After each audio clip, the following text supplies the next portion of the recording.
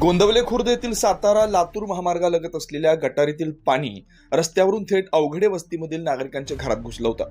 यावेळी महाराष्ट्र नवनिर्माण सेनेचे जिल्हाध्यक्ष धैर्यशील पाटील आणि त्यांच्या सहकार्यांनी त्याचबरोबर स्थानिक पोलीस पाटलांनी या पाण्याला वाट मोकळी करून दिली होती। याचवेळी त्यांनी मेघा इंजिनिअरिंग कंपनीच्या अधिकाऱ्यांना चांगलं धारेवर धरत आंदोलन करण्याचा इशारा दिला होता।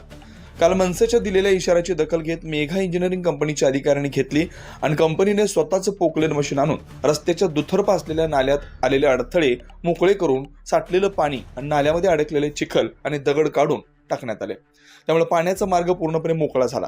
अवघडे वस्तीच्या समोरून असलेला नाला पूर्णपणे ओढ्यापर्यंत स्वच्छ करून दिल्यामुळे नाल्यातील पाणी थेट ओढ्यामध्ये जायला सुरुवात झाली। या कामासाठी महाराष्ट्र नवनिर्माण सेनेचे जिल्हाध्यक्ष धैर्यशील पाटील यांनी कंपनीच्या अनेक अधिकाऱ्यांनी ही परिस्थिती निदर्शनात आणून दिली, त्यामुळे हे काम पूर्ण करण्यात आलं। सदर कामामुळे स्थानिक नागरिकांनी धैर्यशील पाटील यांचे मनोमन आभार मानलेत। यावेळी गोंदवले खुर्दचे पोलीस पाटील सचिन अवघडे, ग्रामपंचायत सदस्य अमोल पोळ, मेघा कंपनीचे श्री सतीश, माजी सरपंच दादासाहेब अवघडे यांच्यासह गोंदवलेकर नागरिक बहुसंख्येने उपस्थित होते।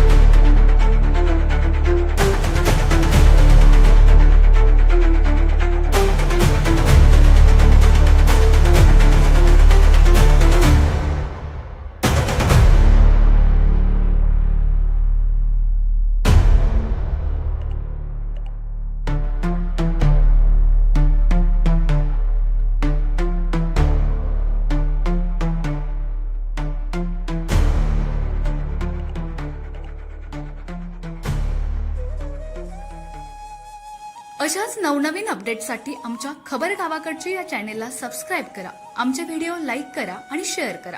धन्यवाद।